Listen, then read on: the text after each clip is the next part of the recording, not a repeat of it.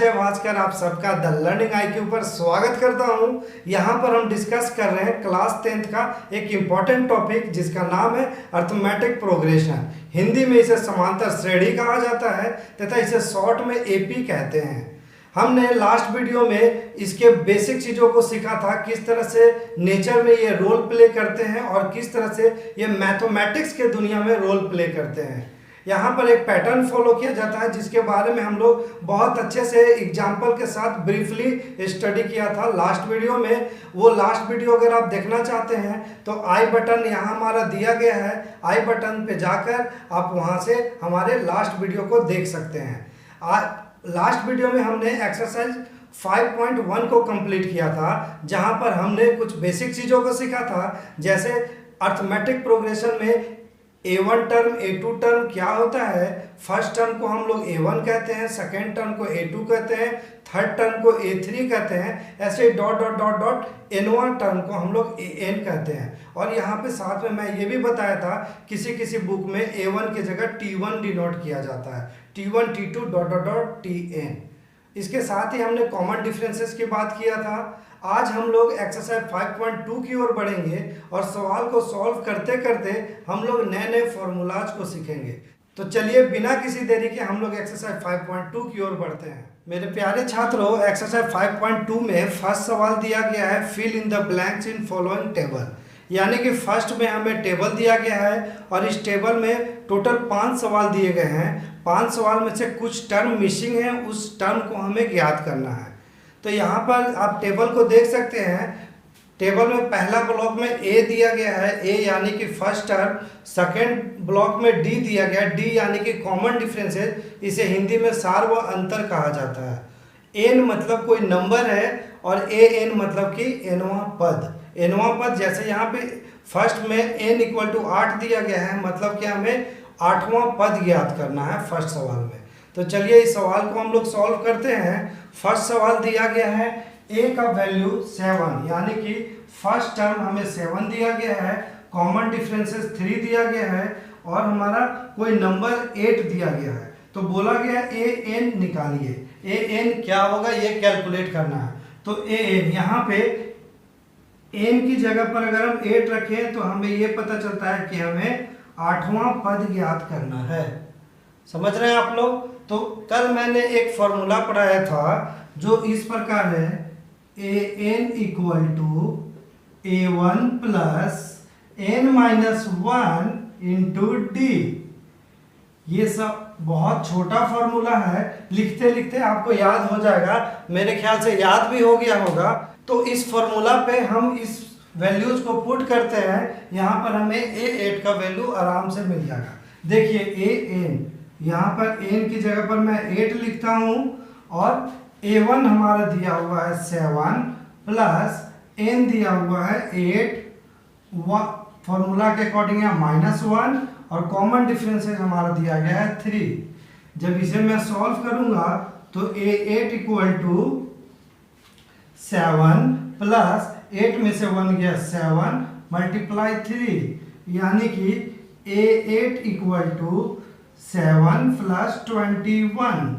यहाँ पे जब मैं इसे सॉल्व करता हूँ तो A8 हमें मिलता है 28, यानी कि जो nवां पद होगा वो 28 होगा इस सीरीज का। तो यहाँ पे हमें मिसिंग दिया था an, तो an यहाँ पे 28 होगा। अब देखिए सेकेंड सवाल में फर्स्ट का सेकेंड में दिया गया है a का वैल्यू जो कि -18 है, कॉमन डिफरेंसेस यहाँ पे मिसिंग है, n दिया गया है और an दिया गया है। तो चलिए इसे अब हम सॉल्व करते हैं। यहाँ पर मैं लिख लेता हूँ इसे, जो जो चीज़ हमें गिवन है सेकेंड में। ये फर्स्ट का सेकेंड नंबर सवाल है जहाँ पर a दिया गया है -18, d यहाँ अब हमारा मिसिंग है और हमारा n 10 दिया गया है और an 0 दिया गया है। मतलब कि nवां पद मतलब n 10 है, मतलब a का 10वां पद जो होगा ना वो 0 होगा इस सीरीज का। ठीक है, तो यहाँ पर हमें अब कॉमन डिफरेंसेस ज्ञात करना है। वो कैसे कैलकुलेट करेंगे ये देखिए। तो इसी फॉर्मूला पे आधारित ये सवाल है। अब इस फॉर्मूला पे हम सारे चीज़ का वैल्यू को पुट करते चलते हैं और देखते हैं डी कैसे कैलकुलेट कर लेते हैं हम। तो यहाँ पर ए एन दिया गया है 0, तो ए एन की जगह पे हम यहाँ 0 लिखेंगे इक्वल टू ए वन हमारा दिया गया है -18 प्लस एन का वैल्यू है 10, तो यहाँ ब्रैकेट में मैं 10 -1 कर दूंगा फॉर्मूला के अकॉर्डिंग, और डी यहाँ पे हमारा मिसिंग है, डी को मैं ऐसे ही लिखूंगा। ठीक है, अब यहाँ पर जब मैं इसे सॉल्व करता हूँ तो 0 equal to -18 plus 10 -1 9 into d 9d। तो क्या दोस्तों मैं ये दोनों को जोड़ सकता हूँ? तो नहीं सर, हम नहीं जोड़ सकते, क्योंकि इसके साथ एक अल्फाबेट है और इसके साथ तो कोई अल्फाबेट नहीं है। तब हम लोग क्या करेंगे, ये दोनों ऐड नहीं होगा, तो इस -18 को मैं इस साइड लाऊंगा, और हमें पता है कि जब भी मैं राइट हैंड साइड से लेफ्ट हैंड साइड लेके आता हूँ माइनस वैल्यू को, तो वो पॉजिटिव हो जाता है। तो यहाँ पर मैं लिख सकता हूँ 9d इक्वल टू 18। ठीक है, अब d का वैल्यू हमें कैलकुलेट करना है, तो d इक्वल टू मैं यहाँ पर 18/9 लिखूंगा, और ये 9 से मैं देखता हूँ 18 2 टाइम्स में चला जाता है, यानी कि कॉमन डिफरेंसेज हमारा 2 आया। तो यहाँ पर हम लिखेंगे d का वैल्यू 2 है। ये था फर्स्ट का सेकेंड सवाल। अब थर्ड सवाल में देखते हैं यहाँ पर कि a मिसिंग है, बाकी हमें d गिवन है, n गिवन है और an गिवन है।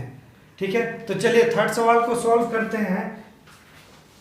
ये फॉर्मूला मैं ऐसे ही लिखे रहना देता हूँ यहाँ पर, क्योंकि ये हर सवाल में अभी यूज आएगा। ये फर्स्ट का थर्ड है, इसीलिए मैं इसे थर्ड कर दिया।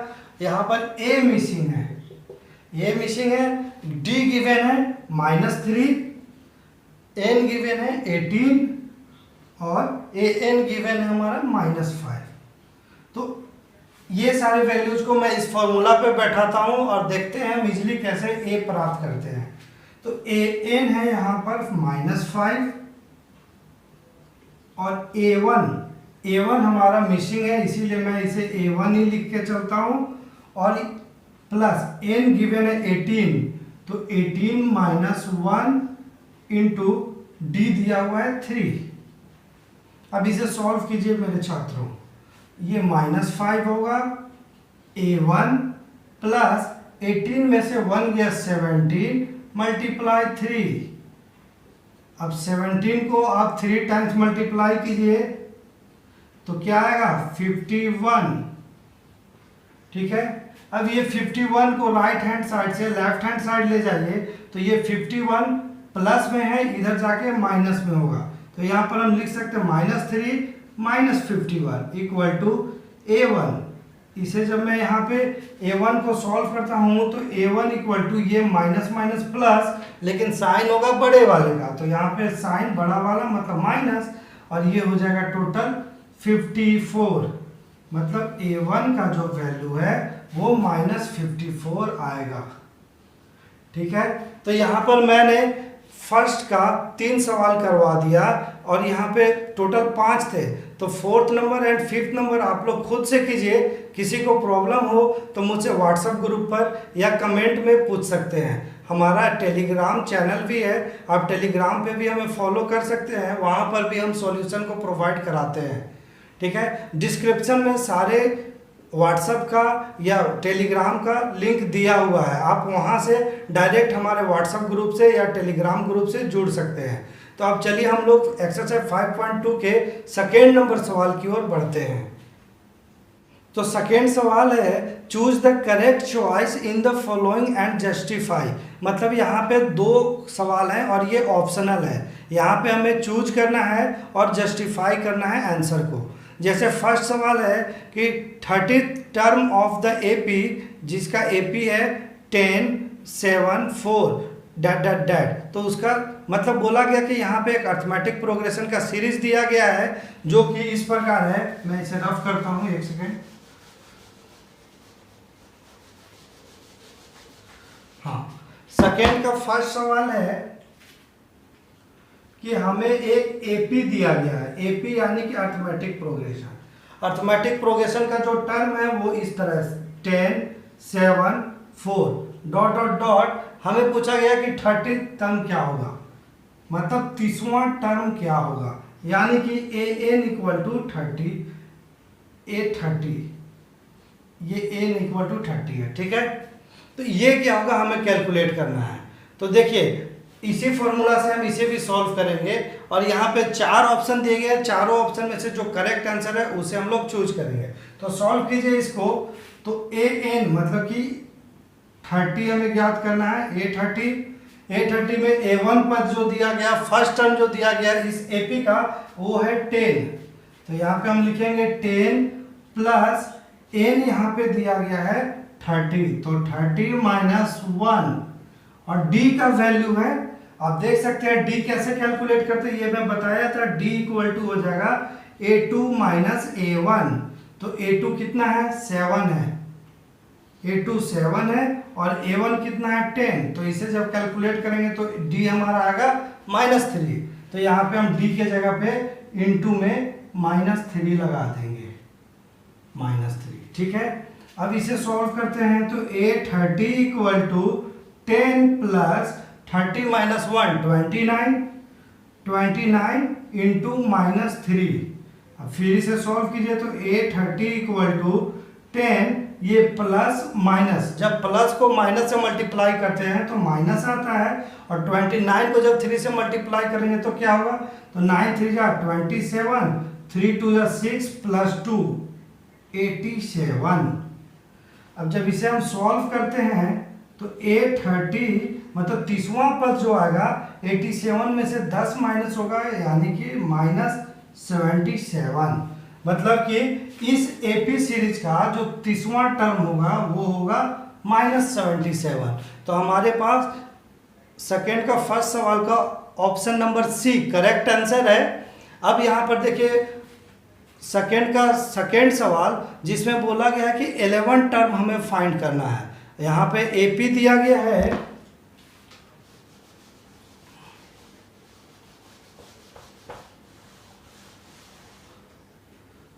सेकेंड का सेकेंड सवाल यहाँ पे AP दिया गया है, AP -3 comma -1/2 comma +2 dot dot dot. Find करना है इसका, फाइंड 11th टर्म।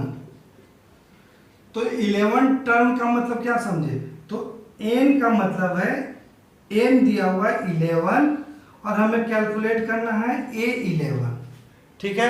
तो A11 कैसे कैलकुलेट करेंगे, देखिए A11 इक्वल टू A1 कितना दिया गया -3 प्लस n क्या दिया हुआ है 11, तो 11 माइनस 1।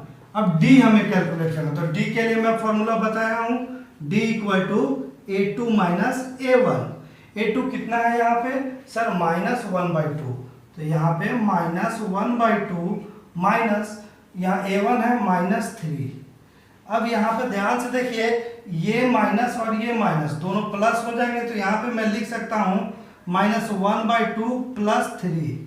और ये जब हम एलसीएम लेंगे तो एलसीएम में ये आएगा 2 और यहाँ पे ऊपर में हम लिखेंगे -1 और ये 3 2 जा 6, यानी कि जो हमारा d आएगा वो आएगा 5/2।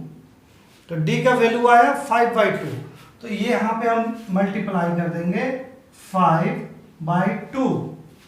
अब यहाँ पे इसे सॉल्व कीजिए, A11 इक्वल टू -3, 11 में से 1 गया बचा 10, तो 10 इंटू 5/2, 2 से ये 10 कट हुआ 5 टाइम्स में, तो यहाँ A11 इक्वल टू आया -3 प्लस 5 5 जा 25।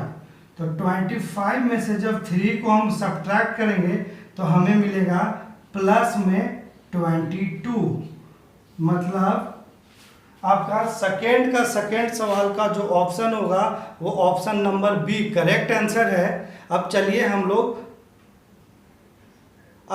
हम लोग थर्ड नंबर सवाल की ओर बढ़ते हैं। ये थर्ड नंबर एक्सरसाइज 5.2 का थर्ड नंबर सवाल है जो इस प्रकार है, in the following AP find the missing term in the box. मतलब यहाँ पे टोटल थर्ड में 5 सवाल दिए गए हैं।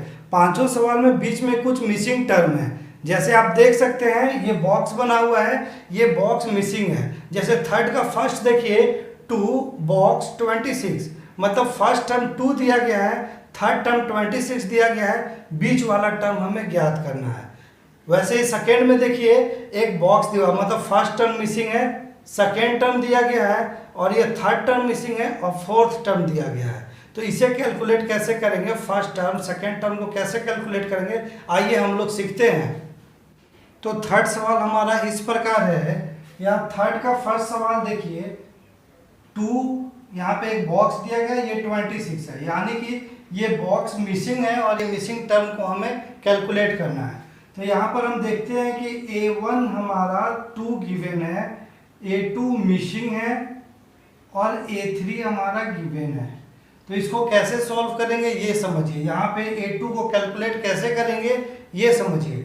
तो यहाँ पर हम इसे कैलकुलेट करने के लिए इस फॉर्मूला का यूज करेंगे। ये फॉर्मूला मैं बताया हूँ कि ये फॉर्मूला रामबाण है, अर्थमेटिक प्रोग्रेशन का ये फॉर्मूला रामबाण है, ये हमेशा यूज आएगा। तो इसे आप लोग याद कर लीजिए। मैं तो पढ़ाते पढ़ाते याद कर लिया, आपको तो पढ़ते पढ़ते याद हो जाना चाहिए। तो यहाँ पर मैं आप देखता हूँ A2 कैसे कैलकुलेट करेंगे।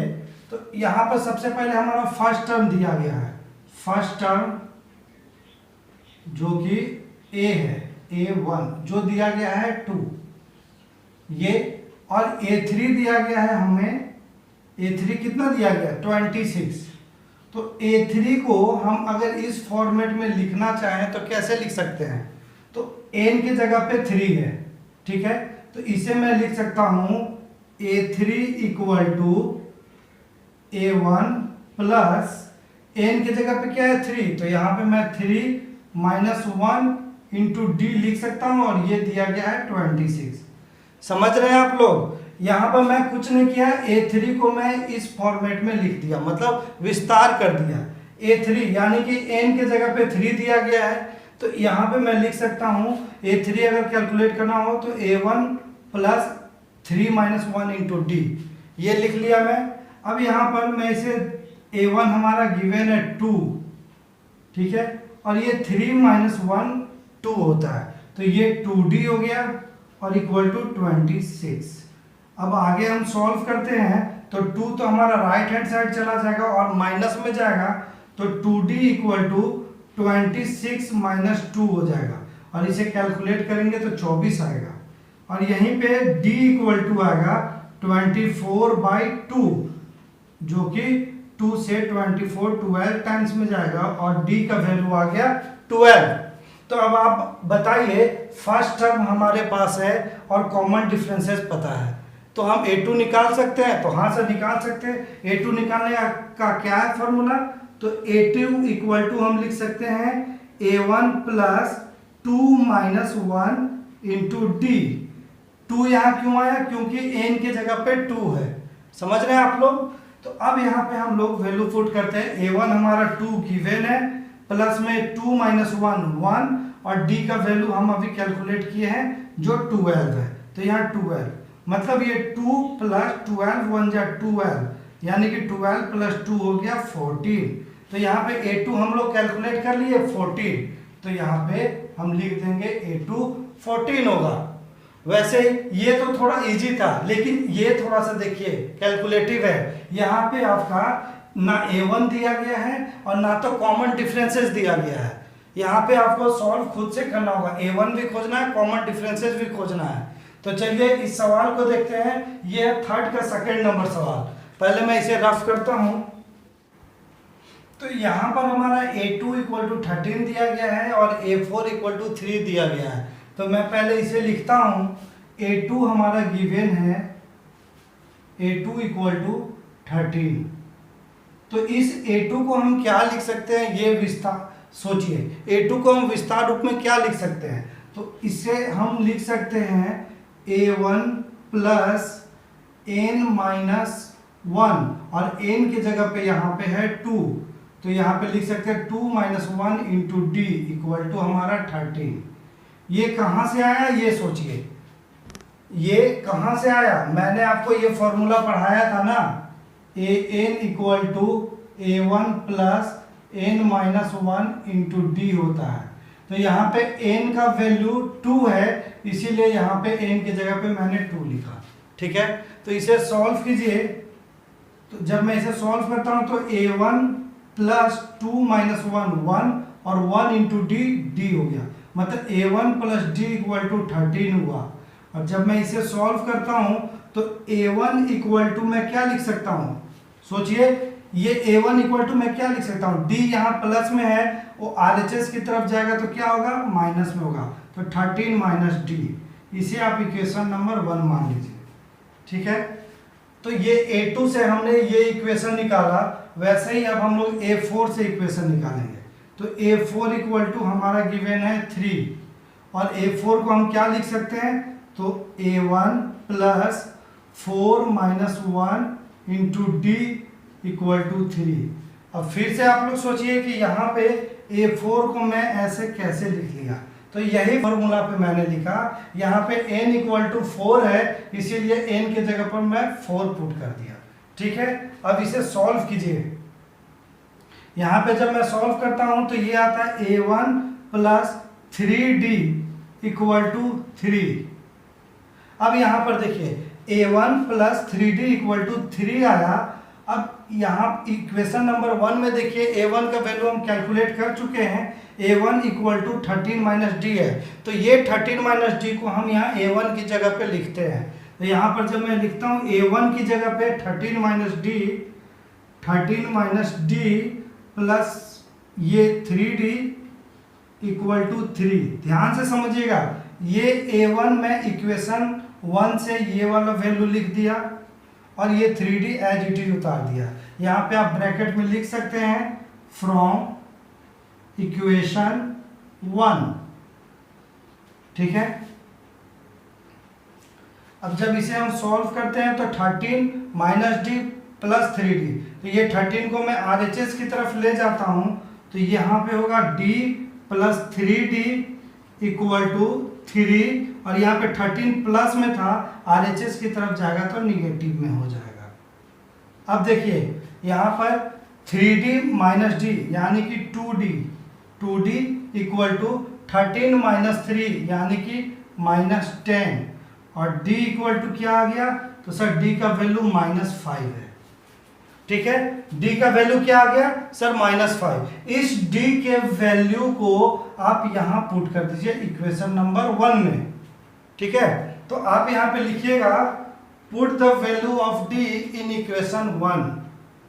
तो इक्वेशन 1 हमारा फ्रॉम इक्वेशन 1 क्या है, तो sir a1 equal to 13 minus d है, और d का वैल्यू हमने कैलकुलेट किया है क्या, -5, तो यहाँ -5 लिख देंगे।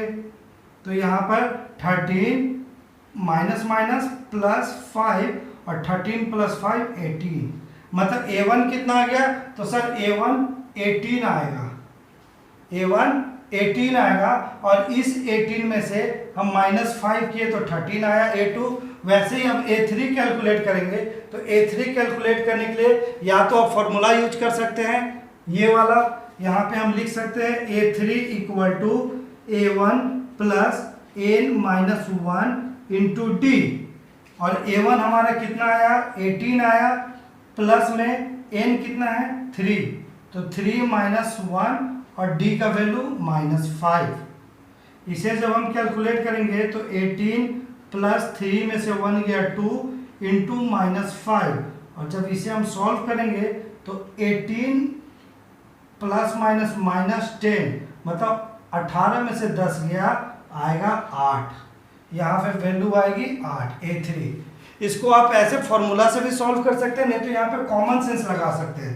जैसे हमारा कॉमन डिफरेंस है -5 आया, कॉमन डिफरेंस है जब यहाँ पर -5 आया तो 18 में से -5 गया तो सर 13, और वैसे 13 में से -5 गया तो सर 8, और 8 में से -5 गया तो 3। तो ये छोटे छोटे चीज़ तो हम लोग कॉमन सेंस लगाकर यूज कर सकते हैं। ठीक है, ये कॉमन सेंस से हम सॉल्व कर सकते हैं। और बड़ी चीज़ में जैसे यहाँ पे आपका a3 टर्म पूछा तो हम लोग कॉमन सेंस यूज किए, लेकिन यहाँ पे बोला जाता है a50वां टर्म, 50वां टर्म ज्ञात कीजिए, तब ये वाला फॉर्मूला यूजफुल होता है। ठीक है, तो यहाँ पे थर्ड का हमने फर्स्ट किया और सेकेंड किया। अब आगे हम लोग बढ़ते हैं। जैसे थर्ड का थर्ड में आप देख सकते हैं कि दिया गया है first term, second term and third term missing है और फोर्थ टर्म दिया गया है। तो इसमें मतलब कि फर्स्ट टर्म दिया गया है, second term and third term हमें कैलकुलेट करना है। वैसे ही अगर फोर्थ में हम चलते हैं, थर्ड का फोर्थ में, तो यहाँ पे फर्स्ट टर्म दिया गया है और ये second term, third term, fourth term, fifth term missing है और सिक्स टर्म दिया गया है। मतलब सिर्फ फर्स्ट टर्म और सिक्स टर्म दिया गया है और ये कैलकुलेट करना है। तो यहाँ पे थर्ड नंबर में ना कैलकुलेट करके मैं फोर्थ नंबर को कैलकुलेट करता हूँ। तो चलिए इसे मैं रफ करता हूँ पहले।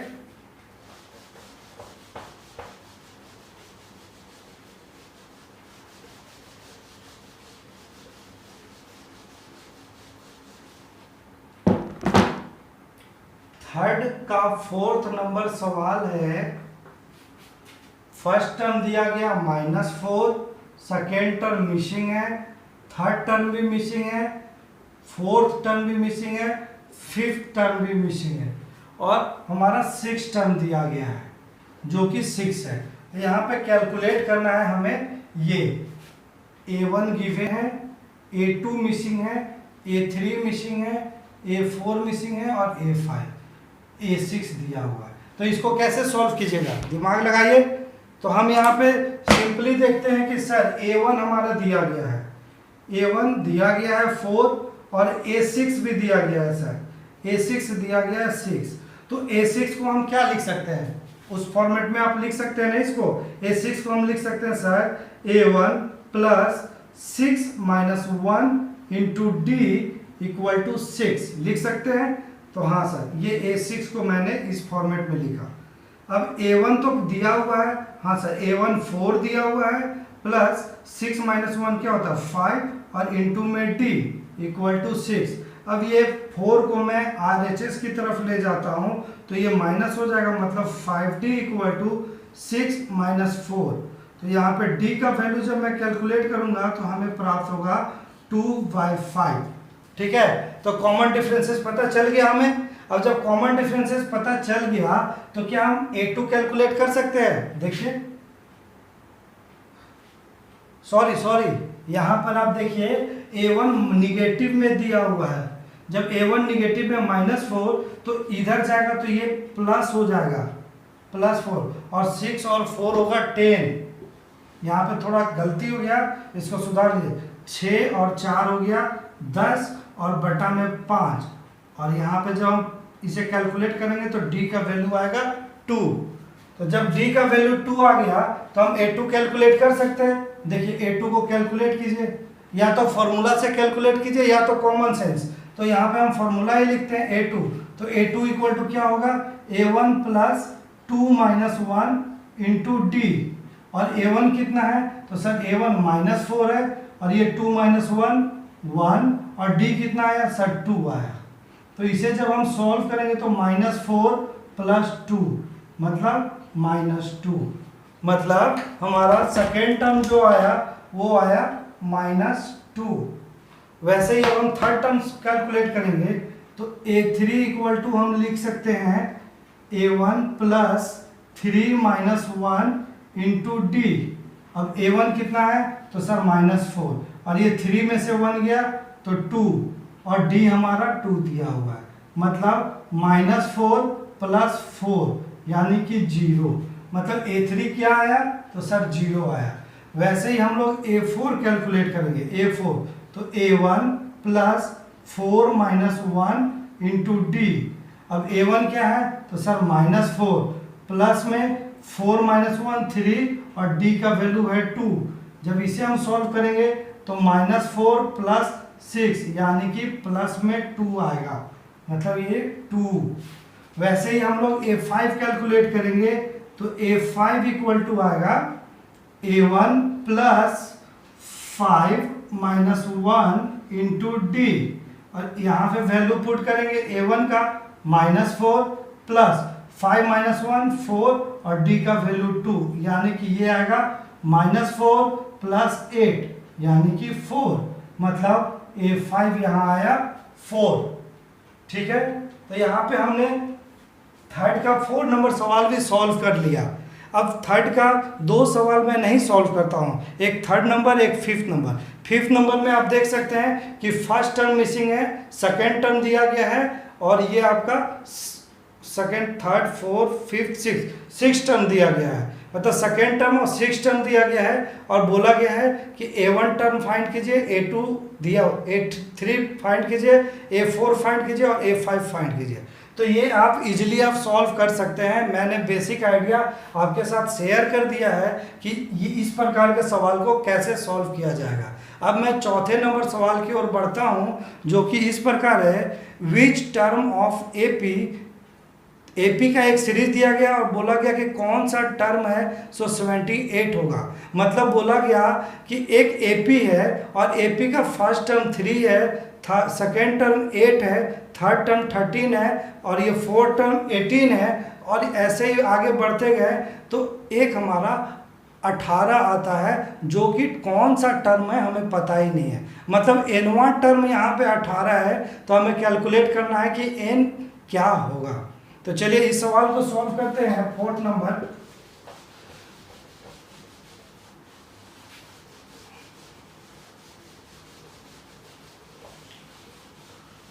नंबर सवाल में दिया गया है कि एक सीरीज है हमारे पास एपी, जो कि फर्स्ट टर्म है आपका 3, सेकेंड टर्म है 8, वैसे ही थर्ड टर्म 13 है, आगे बढ़े तो 18 डॉट डॉट डॉट डॉट एक है 78।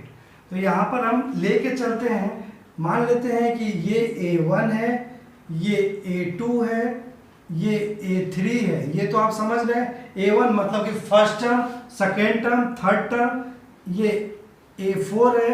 ऐसे ही आगे हम बढ़ते हैं तो क्या लिखते हैं सर, ये nवां टर्म है। ठीक है, तो यहाँ पे हमें ये पता करना है कि ये n इक्वल टू क्या होगा, n क्या होगा, ये हमें यहाँ पे ज्ञात करना है कि कौन सा टर्म में ये 78 आएगा, ये हमें कैलकुलेट करना है यहाँ पर। ठीक है, तो यहाँ पे सबसे पहले हम लोग एक हमें कॉमन डिफरेंसेस की जरूरत पड़ेगी। इस फॉर्मूला के अकॉर्डिंग ये सॉल्व होगा और इस फॉर्मूला में देखिए an हमें डायरेक्ट दिया गया है 78।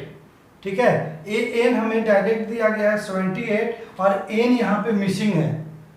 ठीक है, n यहाँ पे मिसिंग है, A1 हमें यहाँ दिया गया है, d हमारे पास नहीं है, तो हम d को कैलकुलेट करते हैं सबसे पहले। तो d को कैलकुलेट करने में सिखाया हूँ। d का फॉर्मूला होता है A2 minus 1, A2 minus A1, मतलब हमारा A2 दिया गया है 8 और A1 दिया गया है 3, तो 8 में से 3 गया, ये 5 आया। ठीक है, मतलब यहाँ पे कॉमन डिफरेंसेस हमने कैलकुलेट कर लिया 5। अब मैं फॉर्मूला लिखता हूँ।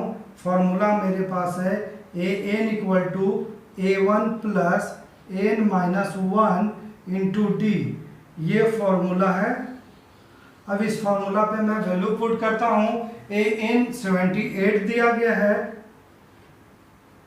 वहीं पर A1 हमारा 3 है, प्लस में n हमें नहीं पता, n हमें कैलकुलेट करना है, n माइनस 1 और d का वैल्यू दिया गया है 5। तो इसे कैलकुलेट कीजिए, ये 78 इक्वल टू 3 प्लस यहाँ पे n माइनस 1 इंटू 5 है, ये ब्रैकेट में है और ब्रैकेट का मतलब ये होता है कि ये 5 n से भी मल्टीप्लाई है और 1 से भी मल्टीप्लाई है। तो यहाँ पे हम लिख सकते हैं 5n माइनस 5। ठीक है, तो अब आगे हम सॉल्व करते हैं। तो ये 78 इक्वल टू ये प्लस 3 है और ये माइनस 5, तो 3 में से माइनस 5 मतलब ये आया -2 और इधर आया प्लस 5n। अब हम लोग इसे यहाँ सॉल्व करते हैं। तो यहाँ पर देखिए ये 78 है, ये -2 को RHS से मैं LHS की तरफ लाता हूँ, तो ये माइनस है तो इधर आके प्लस हो जाएगा, मतलब कि ये हो जाएगा 78 प्लस 2 और RHS में रह जाएगा सिर्फ 5n। तो यहाँ पर 5n इक्वल टू आया 80 और जब n को हम कैलकुलेट करेंगे तो n इक्वल टू आएगा 18/5, जो कि 5 से 18 16 टाइम में जाएगा। मतलब यहाँ पे n इक्वल टू 16 आया, तो हम कह सकते हैं कि यहाँ पे 16th टर्म है सो हमारा 78 होगा। ठीक है, फोर्थ का करेक्ट आंसर यही है कि 16वां टर्म है सो 78 होगा।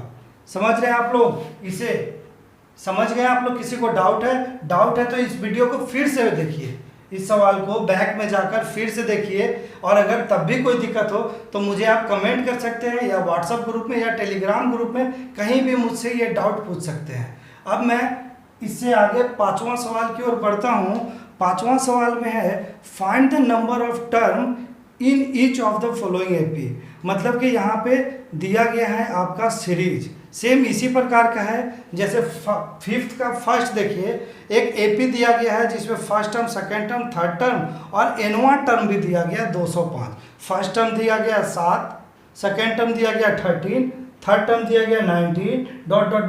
एनवां टर्म दिया गया है 205। तो यहाँ पे ये ज्ञात करना है कि कौन सा टर्म है सो 205 होगा। तो मेरे ख्याल से इसी पे आधारित है, सेम क्वेश्चन है। तो 5th नंबर मैं यहाँ पे सॉल्व नहीं कराता हूँ क्योंकि ये 4th के जैसा ही बनेगा। अब मैं 6 की तरफ बढ़ता हूँ। 6 में देखिए लिखा गया है check whether -150 is a term of AP.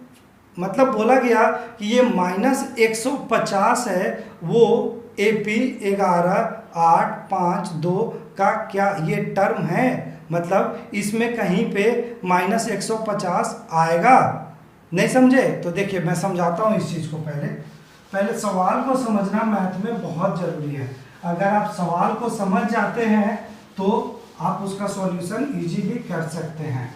मेरा मानना तो यही है, पहले मैथ के सवाल को समझिए। तो यहाँ पे 6 नंबर बोला गया है कि एक एपी हमें गिवन है। एपी हमारा इस प्रकार है कि फर्स्ट टर्म हमारा 11 दिया गया, सेकेंड टर्म 8 दिया गया है, और ये थर्ड टर्म हमारा 5 है, और ऐसे फोर्थ टर्म 2 है। तो बोला गया ... कि इसी एपी में क्या ये -150 से आगे जाकर कोई एक टर्म हो सकता है? ये -150 कोई टर्म हो सकता है इस एपी का या नहीं हो सकता? ये हमें चेक करना है। चेक कैसे करेंगे ये अभी मैं सिखाऊंगा आपको।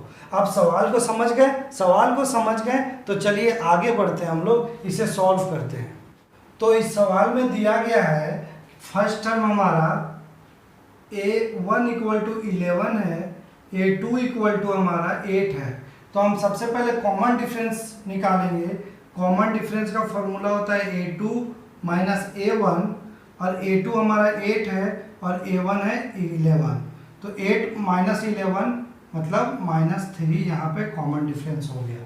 ठीक है, और एनवां टर्म जो दिया गया है an = दिया गया है -150। अभी हम मान लेते हैं कि ये हमारा दिया गया है। अब हम चेक करते हैं कि क्या ये -150 इस एपी में आएगा। तो हम मान के चलते हैं कि एनवां टर्म हमारा -150 है और हम इसे फॉर्मूला पे बैठाते हैं।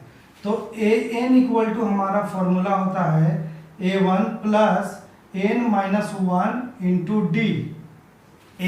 n हमारा दिया गया है -150 = a1 हमारे पास है 11 प्लस n हमें कैलकुलेट करना है कि nवां टर्म पे है या नहीं। तो n - 1 और d हम कैलकुलेट किए हैं -3, ये मल्टीप्लाई में है। ठीक है, तो अब आगे हम चलते हैं। तो ये -150 एज इट इज हम यहाँ उतारते हैं, और यहाँ 11 प्लस ये मैं कैलकुलेट करता हूँ। तो -3 × n मतलब -3n, और ये --+3। ठीक है, अब ये +3 और 11, देखिए ये 3 और ये 11 प्लस में है, तो इसे मैं लिख सकता हूँ 11 + 3 14, और इस 14 को मैं LHS की तरफ लाता हूँ। तो ये हो जाएगा -150 - 14, और यहाँ हो जाएगा +-3n।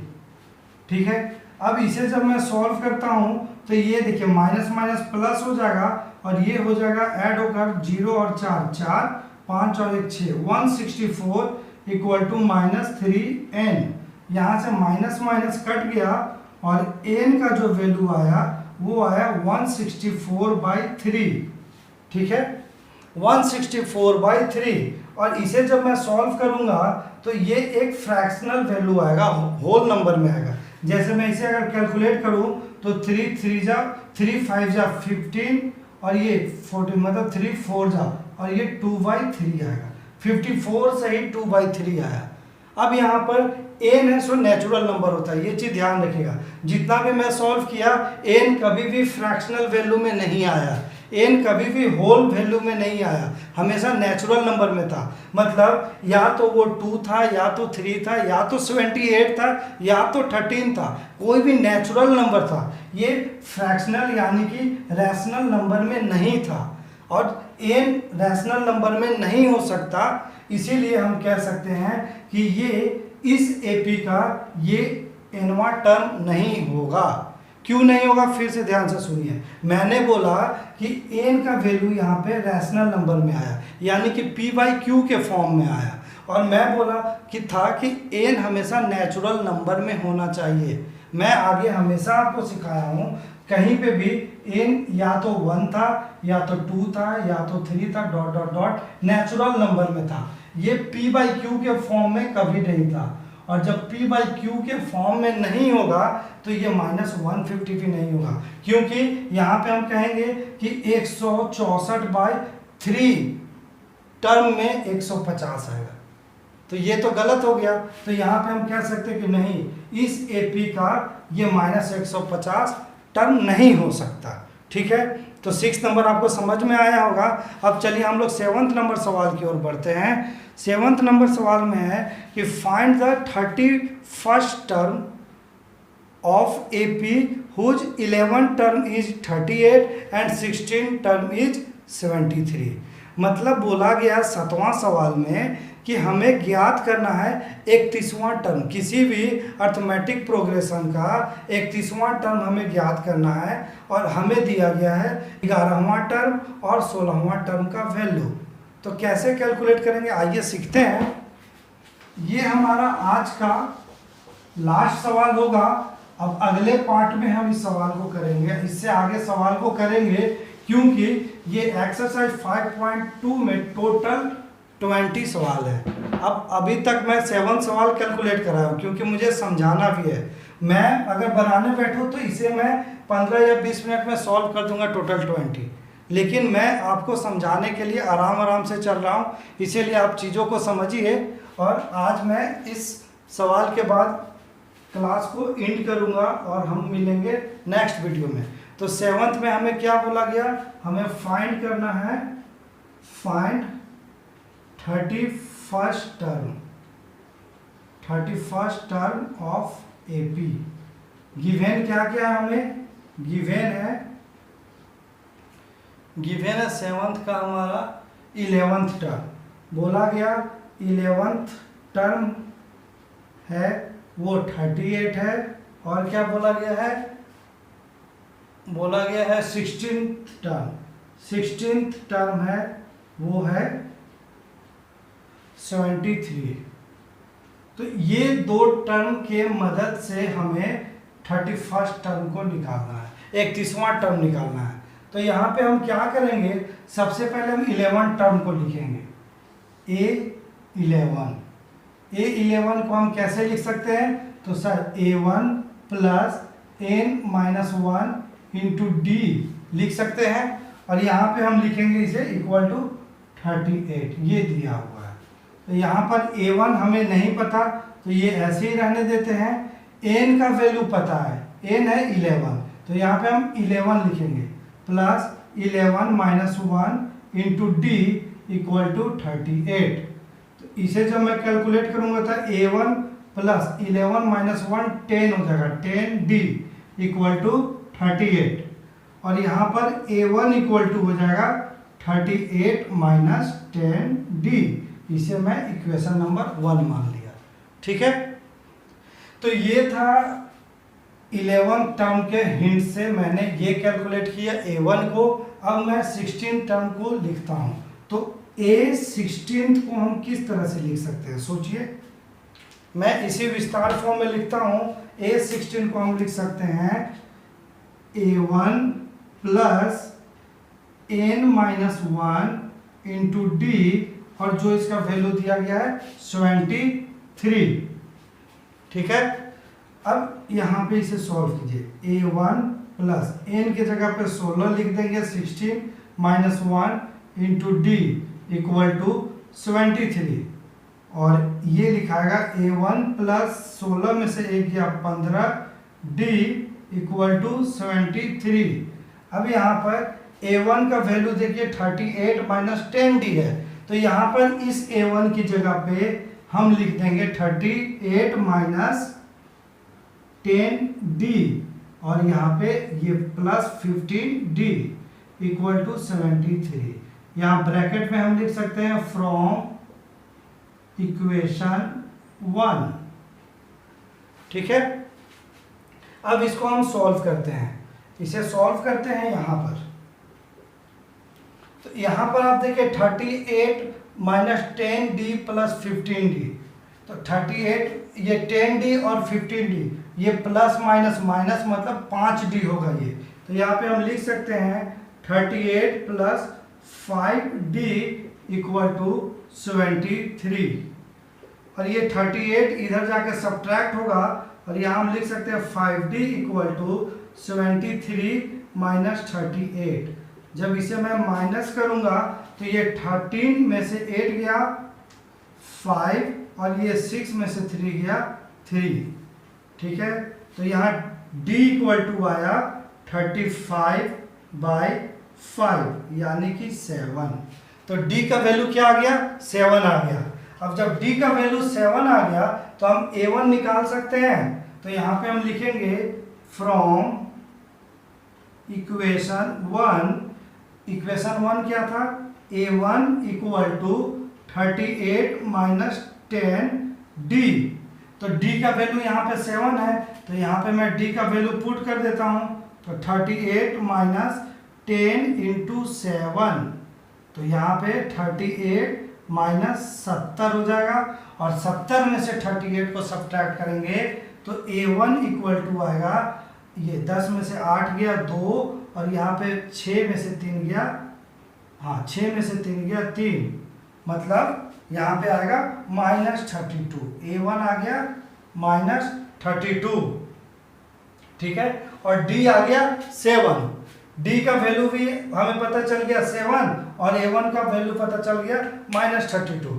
तो हम यहाँ पे अब ये 31st टर्म को निकालेंगे। मैं यहाँ पे इसे रफ करता हूँ और 31st टर्म यहाँ कैलकुलेट करेंगे। तो A31 निकालना है हमें। A31 इसको हम कैसे लिख सकते हैं? A1 plus 31 minus 1 into D, और A1 कितना दिया हुआ है? तो सर -32 दिया हुआ है, प्लस ये 31 माइनस 1 30, और D का वैल्यू हमारे पास है 7। तो यहाँ पे हम लिख सकते हैं -32 प्लस ये हो जाएगा 210, और 210 में से 32 को माइनस किए, 10 में से 2 गया 8, और यहाँ पे आपका बचा 10 में से 3 गया 7, तो ये आया 172 प्लस में। तो A31 जो वैल्यू आएगी वो आएगी 172। ठीक है, तो ये टोटल सॉल्यूशन था क्वेश्चन नंबर 7 का। उम्मीद करता हूं कि ये सॉल्यूशन आपको समझ में आया होगा। अगर आपको आज का वीडियो पसंद आया हो तो इस वीडियो को लाइक कीजिए और हमारे चैनल को सब्सक्राइब कीजिए। साथ में ही आई बटन पे दिए गए लिंक पे आप हमारे पिछले वीडियो को देख सकते हैं, और इस वीडियो को आप शेयर कीजिए, इतना शेयर कीजिए कि हर उस स्टूडेंट तक पहुँच जाए जिसे इस वीडियो की ज़रूरत हो। अब चलिए मिलते हैं नेक्स्ट वीडियो में। धन्यवाद।